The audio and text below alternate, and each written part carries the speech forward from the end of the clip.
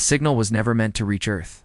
It had been crafted carefully, encoded with centuries of goodwill and peace language, meant for the ancient species known as the Keepers of the Flame, an old, wise civilization known for offering help. Without war, for sending gentle healers and golden-armored defenders to crumbling worlds. The Zalar High Council had agreed after much debate that they had no other choice.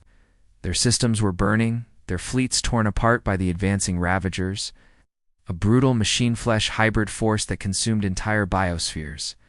With their last energy reserves, the Zalari launched their beacon of salvation across the stars, praying to find mercy. But fate, or perhaps something darker, twisted the signal's course. An ancient reel abandoned, lost in orbit around a dead star, flected the message in the wrong direction, guiding it instead to a forgotten part of the Orion Arm, toward a planet the galaxy had not spoken to in centuries, toward Earth. On Earth, where silence had ruled for years, the signal struck like a hammer in a still room. Deep beneath the Greenland ice sheet, inside a bunker known only as Black Hole Zero, ancient scanners lit up for the first time in 70 years. Goliatha, self-aware defense AI that controlled the Terran Vanguard, decoded the signal in under 3 seconds. It read the language, understood the structure, and then paused. The request was not hostile. It was a call for help. It's for heroes, for peacekeepers. It begged for salvation. But Goliath knew what Earth had become. Humanity had survived its own self-destruction. It had risen again not as diplomats or missionaries, but as forged predators shaped by fire and starvation and extinction. Earth was a death world. Its children were no longer gentle. Within an hour, High Command was reactivated. Within 3 hours, deep space fleets began to stir, not with celebration or speeches, but with cold efficiency. Commander Silas Ward was pulled from cryo-arrest, one of the oldest living Terran field commanders. Scarred, silent, efficient. He read the signal once, then turned to his officers. "Prepare the Reaper fleet," he said, voice like ash. "They asked for help. We'll give them help. Our way." The ships began launching from Europa's hidden shipyards, from orbital bunkers buried in Mars dust storms, and from old, quiet satellites no one remembered were still watching. The fleet did not shine. It did not broadcast intention. It moved through space like a storm with its mouth shut. Meanwhile, on the world of Zelaris III, where the message originated, the Zelari awaited salvation.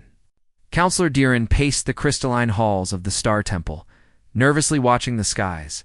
Out there. Sensors picked up movement, a fleet entering from deep void space.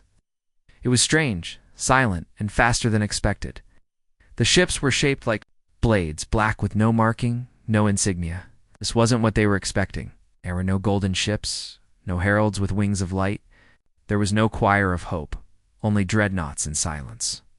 Diran whispered to himself, "That can't be them. That's not the Flame." He wasn't wrong. The fleet reached orbit without a single word. Zelari signal officers attempted to hail them in all diplomatic frequencies. No reply. Then, one human transmission came. Not audio. Just a phrase in ancient galactic tongue. "Your plea has been received. Stand by." The message chilled the Zelari.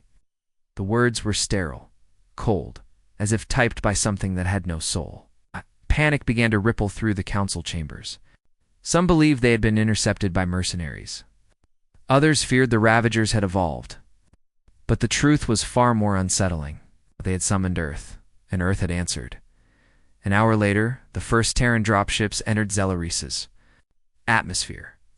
They made no attempt at ceremony. Ships landed on the outskirts of the capital without permission. The hatches hissed open.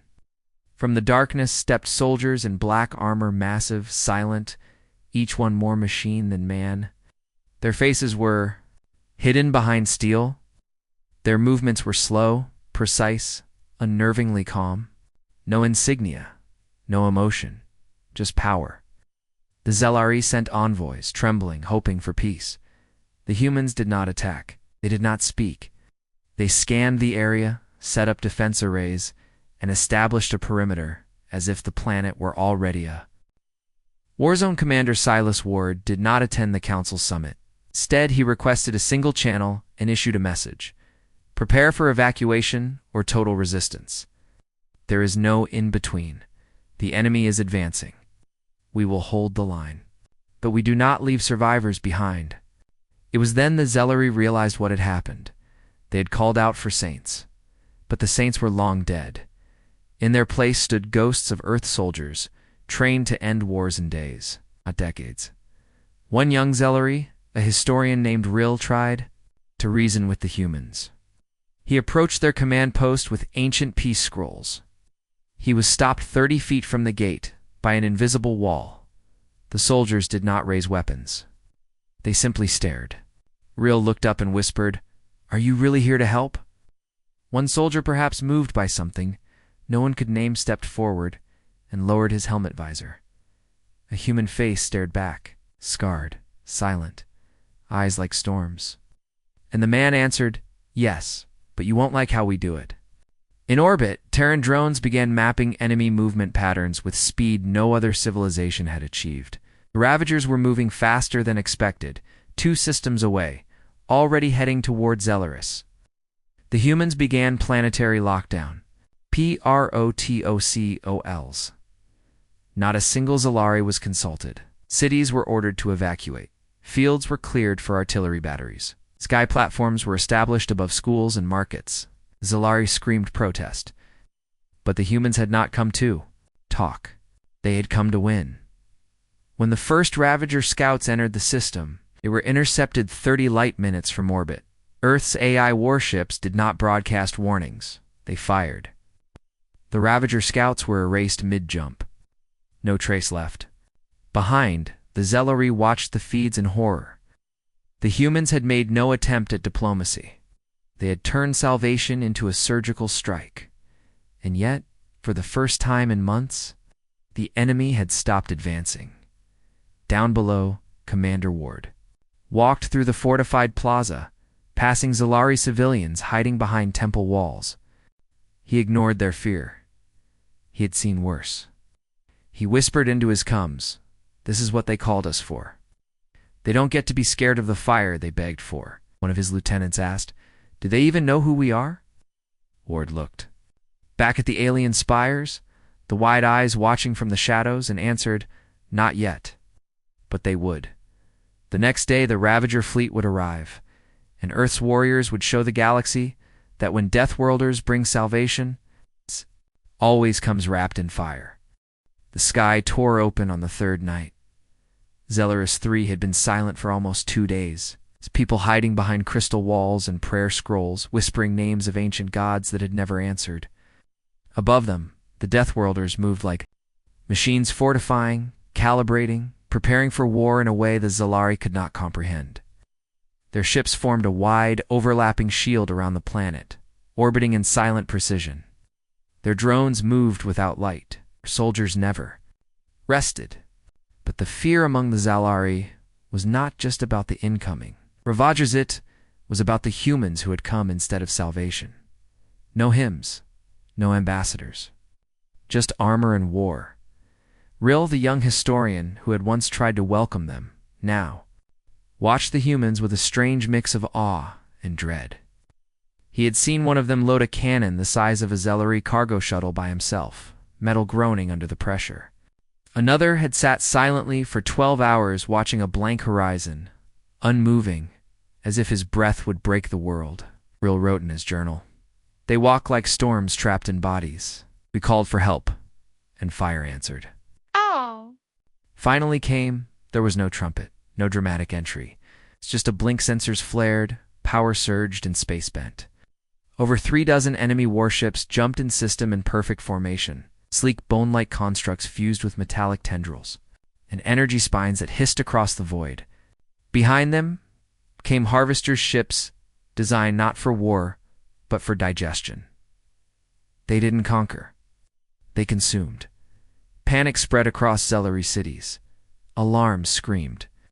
Broadcast towers chattered in panic. The High Council demanded that the humans engage in diplomatic delay, stall, parley, anything to prevent bloodshed. But the humans did not reply. They were already moving. Above the planet, Earth's Reaper-class dreadnoughts opened their launch bays. revealing rows of sleek, matte black interceptors. No markings, no colors, just death. Goliath's voice echoed through the Terran fleet. Calm, monotone, final. Engage. No survivors. Within seconds, the interceptors launched. They didn't fly like Zalari craft. They didn't move in elegant arcs or broad sweeps. They snapped from one vector to the next with inhuman precision, weaving between Ravager flak bursts and slamming into the enemy vanguard. Where normal starfighters would cripple, these killed. Their weapons were not built to damage. They were designed to erase. Kinetic warheads shattered ship cores.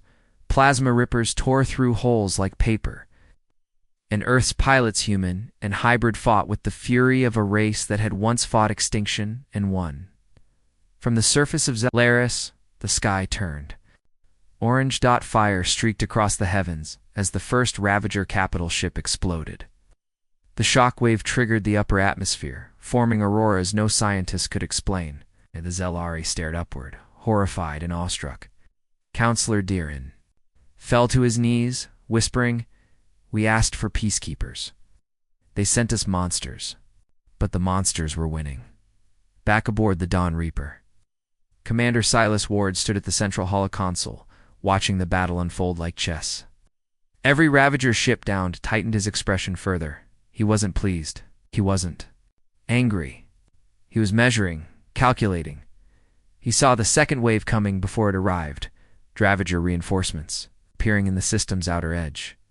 Second wave inbound. Launch hammer protocol. His officers obeyed instantly. From the dark side of Zelaris' second moon, a fleet of Terran orbital mines activated. Thousands of them each, one housing mini-fusion charge, began a silent drift toward the enemies. Expected jump path. There were no lights, no signals, just floating death. When the second wave emerged from subspace, the mines detonated with perfect timing. 18 Ravager warships were ripped to pieces before their shields activated. Remaining screamed through space, wounded and off balance. Earth's fleet fell upon them like wolves, and still, the humans said nothing. No boasts, no taunts, only silence and fire. On the surface, Zelari panic turned to confusion. Why hadn't the humans asked for help? Why hadn't they broadcast plans? Why weren't they trying to inspire hope? The answer came from an unlikely source, Rill's translator device, which had intercepted a faint human squad come. It simply said, "We are not here to reassure. We are here to end it." 3 hours into the battle, the final Ravager command ship broke orbit and tried to descend to the surface. Perhaps it meant to crash, to infect the soil, to unleash something terrible in death. But the humans had seen such tactics before. Commander Ward personally led the planetary defense squad. In the dust fields beyond the Zelaris capital, the ground shook as the ship came down. Terran soldiers were already in place. Ward stood at the front, carrying a plasma cannon twice his size, his armor stained with fire marks. The enemy ship opened its landing doors. A tide of machine flesh horrors poured out, clawed beasts, screeching AI constructs, things with too many arms and not enough mind. The Zalari couldn't even watch. But the humans didn't flinch. They walked forward, not charging, just advancing, relentless, unshaken, unmerciful. Plasma fire lit the sky. One by one, the horrors fell. Shot in the head, burned, torn apart by explosive charges. Ward moved like a god of war, planting his weapon into the earth and letting it roar. When the battle ended, not one Terran had retreated. Not one Ravager remained. And as the smoke cleared, the Deathworlders stood in the silence they had created. Not cheering, just watching, just waiting. After the cleanup, the Zalari Council finally met the Terran commander. Silas Ward walked into the Star Temple, his black armor humming faintly. He did not kneel. He did not smile. He waited. COUNCILOOR. Dirin stepped forward, voice shaking. Why did you come like this? Why didn't you send peacekeepers?" Ward looked at him for a long moment, then answered with a sentence that would be written in 1,000 future histories. You didn't need peace. You needed to survive. Real's journal entry that night would be short. They saved us. Not with mercy, but with fire. And in that fire, we saw truth. Earth is not a savior. Earth is a storm you summon when you have nothing left to lose.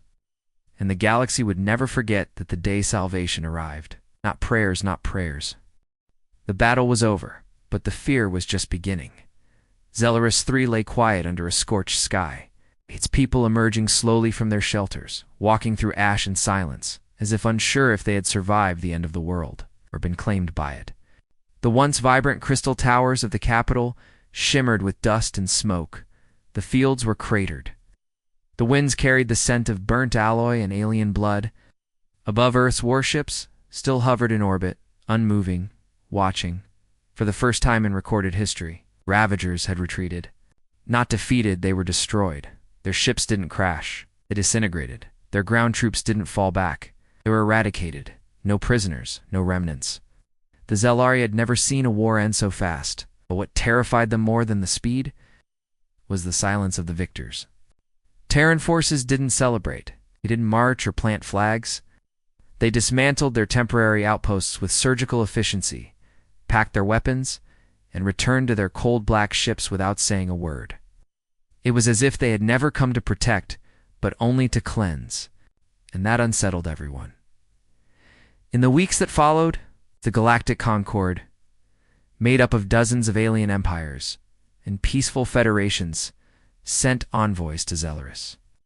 They had monitored the conflict from afar, curious and cautious. And when they reviewed the data, panic spread like disease. One Concord admiral stared at the battle logs and whispered, "They turned 30 warships into scrap in under 3 hours."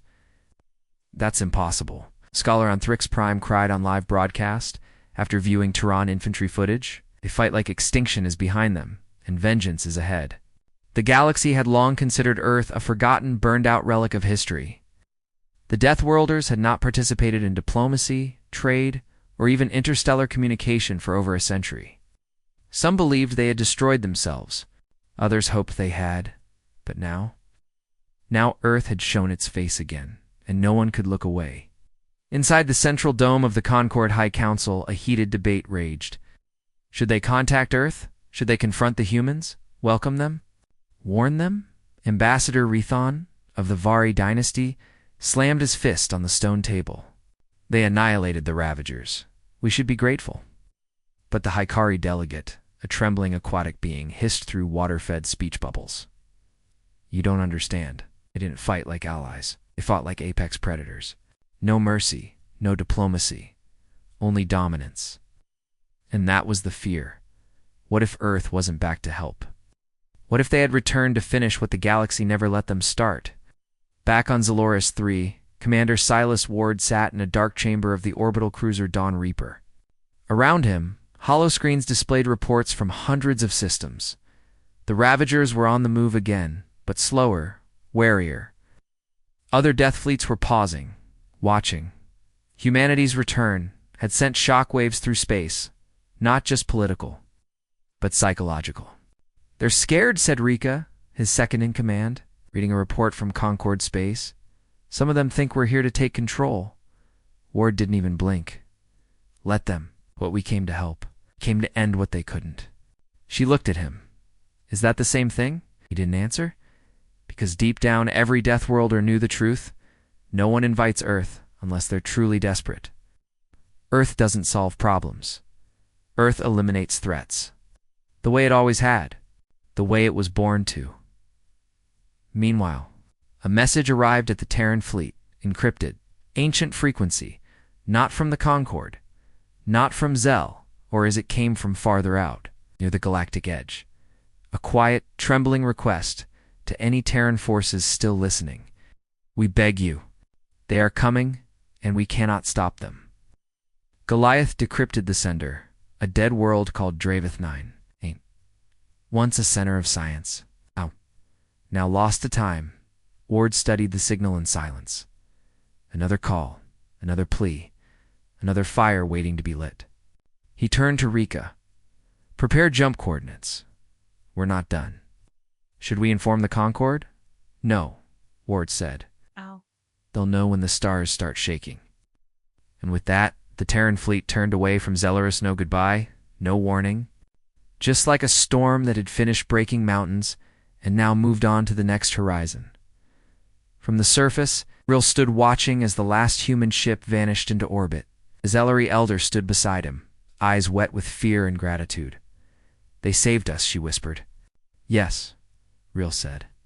And now the rest of the galaxy owes them. Owes them what? He looked up at the stars and answered, everything, including our fear. For in the pages of galactic history, written in blood and silence, a new chapter had begun. The Deathworlders had returned, not to conquer, not to rule, but to remind the stars what it meant when Earth rose to its feet. Long after the Terran fleet left Zelaris 3, their silence remained louder than any celebration. They didn't ask for thanks. They didn't demand tribute. They didn't even reply when the Zelari Council sent a formal message of gratitude. The only response was a time-stamped report file titled, Threat Neutralized. Sector clear. Earth withdrew. Nothing more. No names, no emotion. Just clean, clinical efficiency. But that report didn't stay hidden. Within days, it leaked reaching pirate traders, minor colonies, warlords, and eventually, the core. Worlds of the Galactic Concord. And from there, the whisper began. It wasn't spoken from podiums or political chambers. It spread in spaceports and taverns, through encrypted soldier channels, and forgotten backworld transmissions. 3 words repeated with disbelief, awe, and growing dread. Earth is back. At first, no one believed it. Earth, the death world. The cursed rock where even plants killed? It had been silent for nearly a century. But then came the data black armor soldiers walking through fire. Terran cruisers cutting through enemy fleets with impossible precision. Reports of entire enemy systems falling into retreat after just one Terran deployment. The whisper became a storm. And the storm began changing everything. On the capital world of Lysari Prime, the Concord Senate gathered in emergency session. Holograms of the Zellerus battle floated above the central chamber, the image of Earth's Reaper class. Dreadnoughts frozen mid-barrage. 1,000 species stared upward. Some trembled. Some clenched their claws. Some leaned forward in hungry fascination. Ambassador Nelvin, a thick-scaled Karari diplomat, turned to the assembly. We all watched them fight. You've seen the footage. You've seen the silence. Earth has returned, and they're not here for politics. They are doing what we failed to do. What we feared to do. A cybernetic Asone from the water world stood in protest. What if they decide we are next? Earth doesn't make alliances. Earth wins wars. And if you're in the way, they move through systems, not empires, Nelvin snapped. And we begged them. Don't forget that. Dolores sent the signal. The rest of us just watched. Another delegate stood. Then what do we do now? Silence fell, because no one knew Earth had returned with no message. No warning, no embassy, only weapons. And now the stars held their breath. A week later, second battle report surfaced. This time, from the edge of explored space, DRAVE-9, a once thriving research station. Home to 12 alien species, now barely holding orbit. The Ravagers had begun their invasion weeks before Earth arrived. The survivors had already begun mourning. Then, without announcement, black ships appeared. Just 3, no fleet, no backup. Only 3 Terran warships, and they didn't hesitate. Dropped into atmosphere at terminal velocity, retro thrusters igniting seconds before impact. Human shock troopers hit the ground so hard it cracked the crust. In under an hour, 2 Ravager battalions were wiped out. In 4 hours, orbital control was seized. The humans didn't request orders. They simply assessed, reacted, and eliminated. The last Ravager ship tried to flee. Terran orbital defense AI locked on, fired a singularity warhead, and erased it from existence. The station commander, a 6-eyed scholar named Tiv, tried to thank the Terrans. All he received was a data stick with full medical scans of the station's survivors. A copy of Earth's battlefield report and a sentence burned into the last page, "You're safe." We move on. Now the galaxy could no longer pretend Earth had not returned as diplomats. Earth had returned as executioners, and not everyone was happy about it. Far away, in the shadows between major trade routes, the syndicate, a powerful cartel of smugglers, assassins, and black market empires, met in secret. For decades, they had thrived on fear and chaos.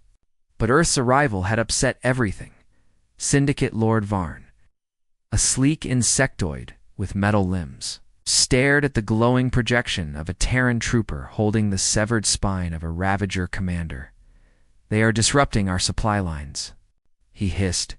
"Entire battle zones are cleared before we can even scavenge. They leave nothing. No spoils, no prisoners, no profit." Another voice growled from the shadows. "They are a disease. Diseases can be cured." "No," Varn snapped. "Earth is not a disease. Earth is the fire that comes after the plague. It only burns what it sees as weak." The room fell silent because even criminals knew one truth. Deathworlders don't negotiate. They finish. On Earth, hidden in the icy vaults of Europa Command, Goliath pulsed with new signals. More distress calls, more desperate voices. Colony beacons, military flares. Data trails from long-lost civilizations begging for help as the Ravagers continued, spreading like rot through the outer rings of the galaxy. Silas Ward stood in the war chamber again, watching the map fill with more red than green. "They're folding," Rika muttered beside him. "The galaxy's collapsing one world at a time." Ward nodded.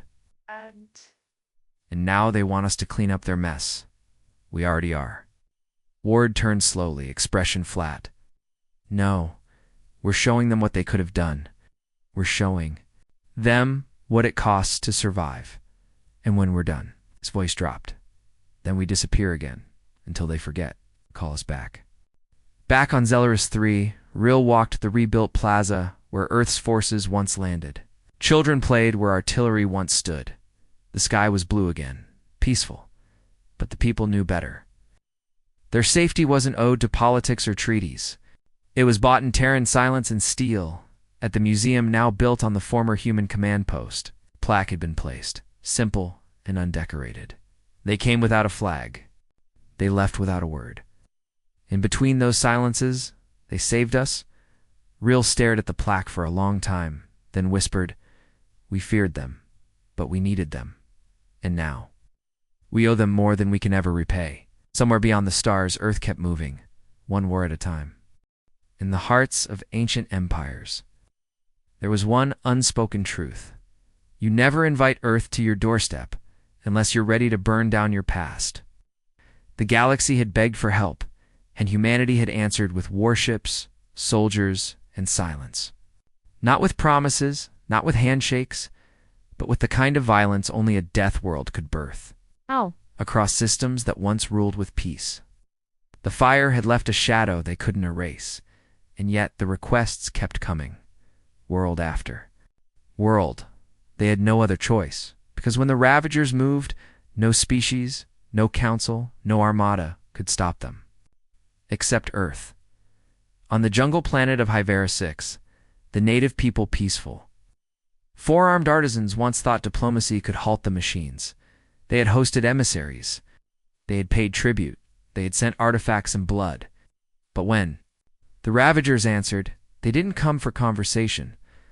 They came to strip forests, melt oceans, and harvest bodies for fuel. Within days, their capital was burning. The last survivor of the Hyveran High Council pressed a trembling claw into a dusty transmitter and spoke through tears. "If anyone hears us, if the monsters who brought fire still walk among the stars, we are ready to be saved. We are ready to pay the price." The signal was short, it was broken, but it reached Earth, and that was enough. When Earth's war fleet arrived above HFY 6, the locals expected a warning. They expected a transmission, a demand. They got none. Terran ships burst from hyperspace like iron blades hurled by the hand of a god. They didn't announce themselves. They didn't slow. They deployed. Within minutes, Black pods rained down across the jungle canopy, carving burning trails into the lush green wilderness. Human-drop soldiers stepped out coated in humidity, faces unreadable behind glowing masks, weapons humming with low growls of heat. The Hyveran survivors peeked from ruined temples, expecting death, but the Terrans moved past them, silently, like ghosts on a mission they had done too many times before. Commander Silas Ward stood at the edge of a cliff overlooking the southern continent, where Ravager war harvesters had dug into the planet's crust. Machines churned the soil, sucking life from the roots of ancient trees. Human scouts had already marked the locations. Ward didn't speak. He simply raised a hand. Orbital. Bombardment began. The jungle exploded in light, no warning. It's no slow escalation. Just fire from the sky, precise and brutal, cutting through Ravager camps like blades through silk. Human squads moved in behind the blasts, eliminating stragglers with emotionless precision. Ravager Bada's flesh metal hybrids returned. To smoke, the war lasted 3 hours. 3 hours. And an entire Ravager invasion force was gone. The Hyverans didn't know whether to cry or cheer. They just stood still, staring at the humans who didn't ask for applause. Didn't wait for questions. Just like on Zelaris, Earth had come and gone like a storm, but this time, someone tried to stop them. The Concord Council had watched the Hyvara incident in silence. But something about this strike-it was too fast, too clean, too final. They worried Earth wasn't just helping. They feared Earth was practicing, and that fear led them to act. 3 days later, a Concord fleet arrived in orbit over Havara 6, led by Admiral Jathina, respected noble from the shining empire of Cerelian. He sent a message directly to the Terran flagship Humanity. This is not your war anymore. You are exceeding your mandate. We request a halt to further unsanctioned intervention. Goliath answered in 3 seconds. Your delay cost Hyvero 6 23 million lives. Delay cost 0. Interference denied. Jathan, furious, demanded a meeting with Silas Ward. He got one, inside a silent command chamber. The two met face-to-face, one in gold-trimmed robes, the other in war-stained armor. You're overstepping, Jathan growled. You're not gods. You don't get to choose who lives or dies. Ward's response was cold, measured. You had centuries to build peace. You failed. Now we end things, fast, before anyone else burns. You think this makes you righteous? I don't care about righteous, Ward replied. I care about results. After the Concord fleet withdrew, angry, ashamed, and powerless, the galaxy began whispering again. Not just that Earth was back, but that Earth was leading. That terrified some, inspired others. Across far-flung colonies, resistance forces began painting Terran war emblems on their own ships. Not to deceive, but to send a message: we are not alone. Earth is watching. Pirate lords abandoned routes near human patrol sectors. Old enemies paused invasions. I'm sure if Terran satellites were already watching. And through it all, Earth kept moving, quiet, deadly focused. In the silent barracks of the Dawn Reaper, Rika found Silas sitting alone, staring at a worn patch of steel floor. Another system cleared, she said softly. He didn't answer. They're starting to follow us. Still nothing. She sat beside him. We saved Hyvera, but they're afraid of us now. All of them. He looked up, eyes tired. It should be. A long silence. Then Rika asked, You think they'll ever want to see us again? After this, Ward stood slowly, his armor creaking. No one wants to see fire twice, but when the dark comes, they'll light the match anyway. And with that, he left the room, because Earth didn't need praise. It didn't need thanks. It only needed coordinates, and there were still too many left to burn. They called it the calm before the storm, but for Earth's war fleet, it was only the silence before duty. In the void between stars, the Terran armada hung motionless like steel predators sleeping with one eye open. From the outside, the fleet looked dormant, no weapon fire, no shield bursts, no flares. But within the heart of each ship, thousands of systems remained alert, weapons warmed. Tactical A is scanning all frequencies. To the galaxy, this was a pause. To Earth, it was preparation. Commander Silas Ward stood alone in the observation chamber of the Dawn Reaper, staring at a distant blue nebula through reinforced glass. His reflection looked more like a ghost then, a man armor darkened with a dozen battles, eyes shadowed by sleepless nights. Around him, the hum of power coils and the low pulse of deep space sensors gave rhythm to the silence. They had saved 5 colonies in just 3 weeks, destroyed 4 Ravager fleets, broken to slave rings, erased 1 entire siege before it began. The galaxy called them heroes now, but not one message said, "Thank you," instead. Words like concern, danger, and dominance began to rise in Concord channels. Old allies whispered that Earth had grown too efficient, too powerful, too cold, and deep down. Everyone feared what Earth would do when the war ended. On the council world of Virulon, Concord gathered for what they called a stabilization session. It was code.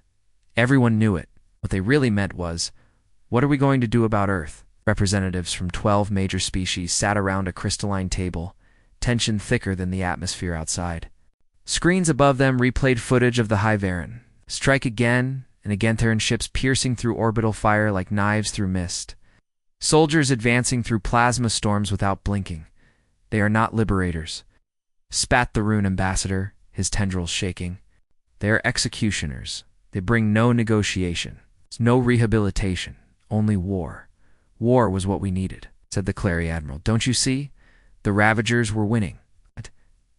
Until they showed up.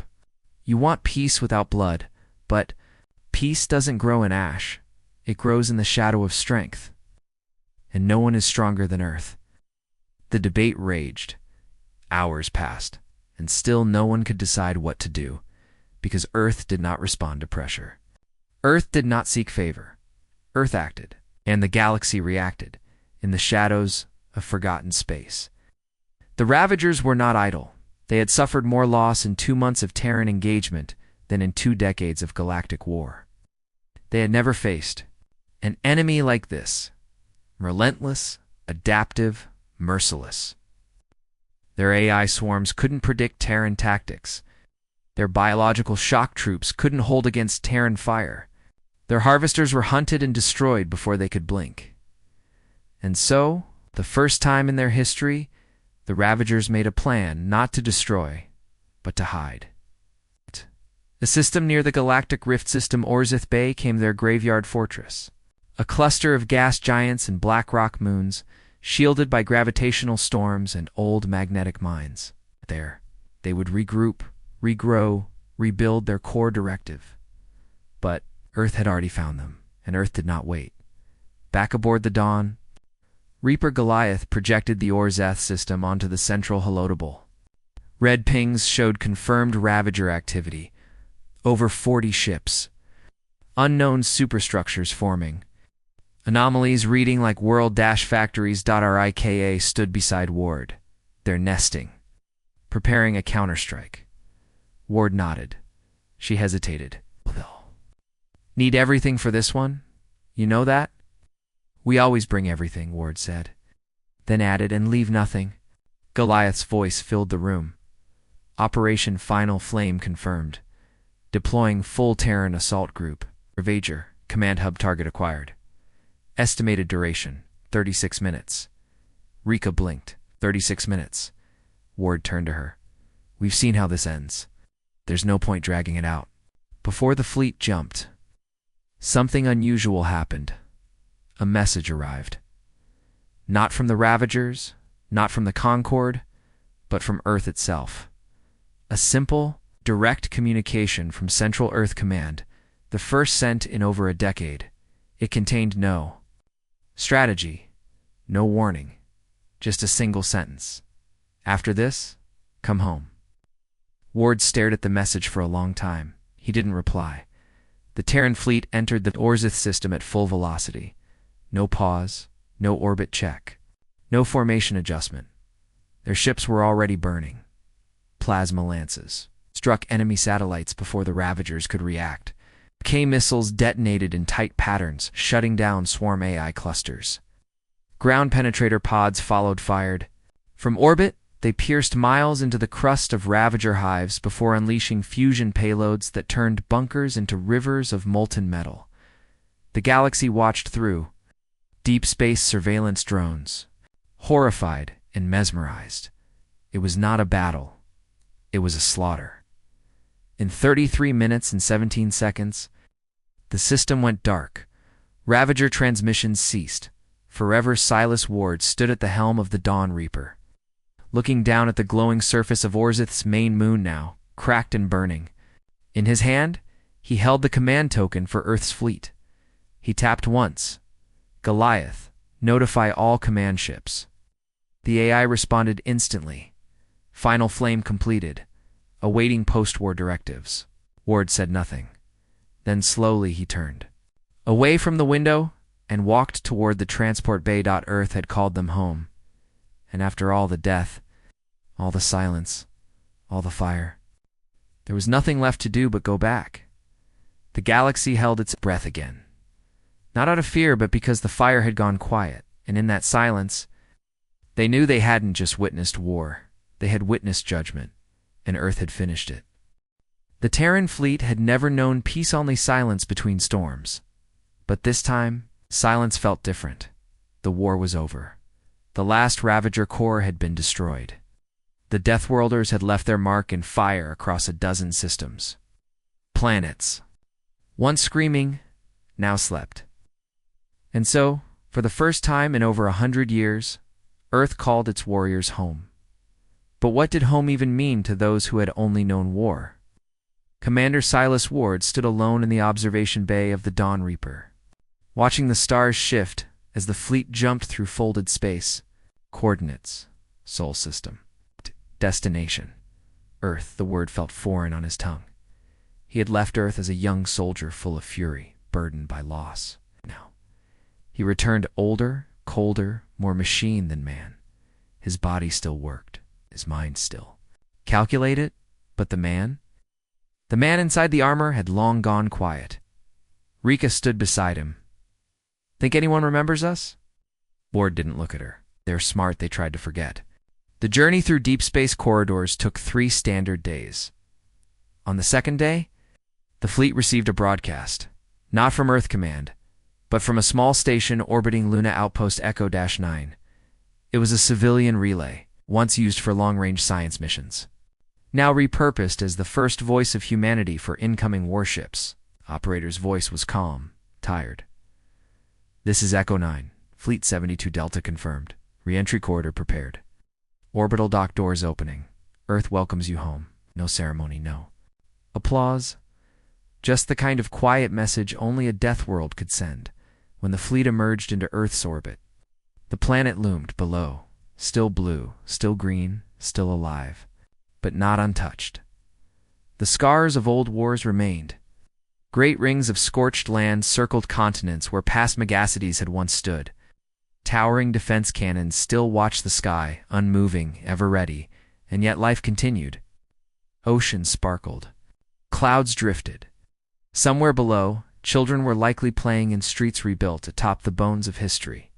One by one, the Terran ships entered docking positions. No parades, no crowds.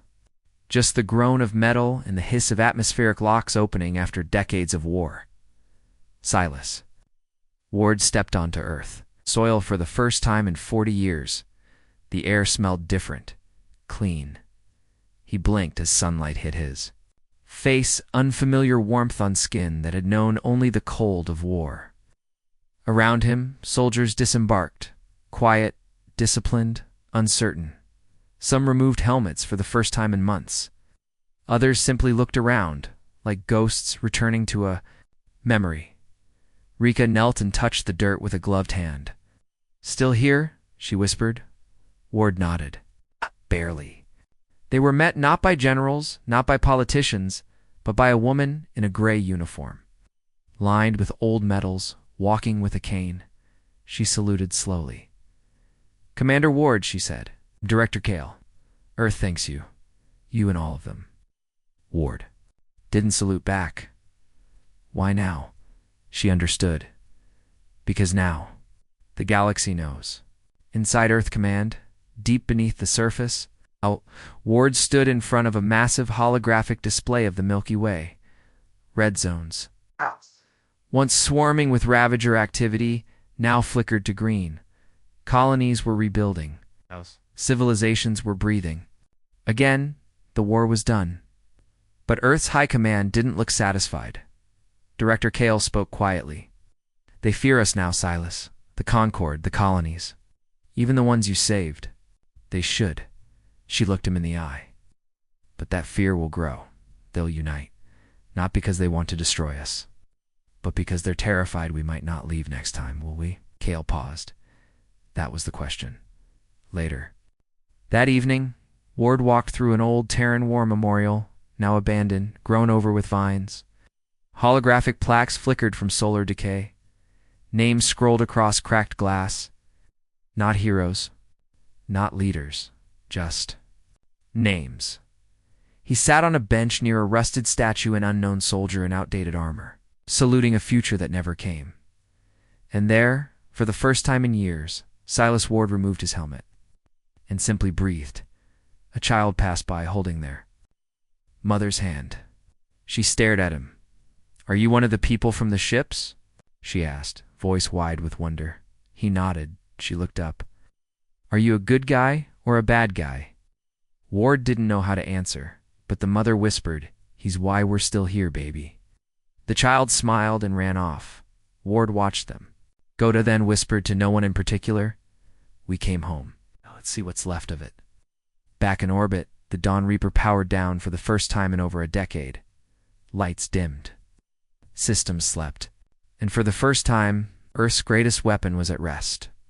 But the galaxy hadn't stopped whispering, because across the stars, empires were meeting again. And this time, they weren't asking for help.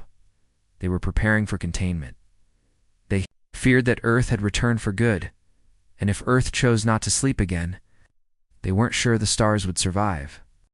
The silence after the Terran fleet returned home didn't bring peace. It brought fear.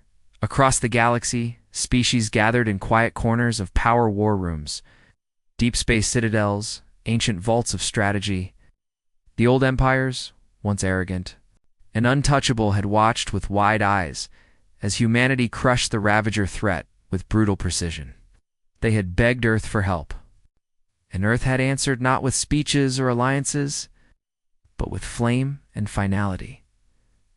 Now the empires whispered the same thought. If Earth can erase a galaxy-wide threat in weeks, who will stop them if they ever turn? The Concord Senate, once a symbol of unity, now cracked beneath its own panic. Delegates from over 60 species gathered in a high-orbit ring around Virulon, prime holograms, shimmering. Voices raised in anger and dread. Admiral Jahan, the same who once demanded Earth stop its unsanctioned strikes, now stood with renewed urgency. "We called for aid, and instead, we invited a god of war. Earth has no chain of command we can touch, no diplomacy, no restraint. They answer only to themselves." The Atari speaker, a translucent cephalopod in a tank of nutrient mist, replied, "Calmly, they saved our worlds. The Ravagers were unstoppable until the humans intervened."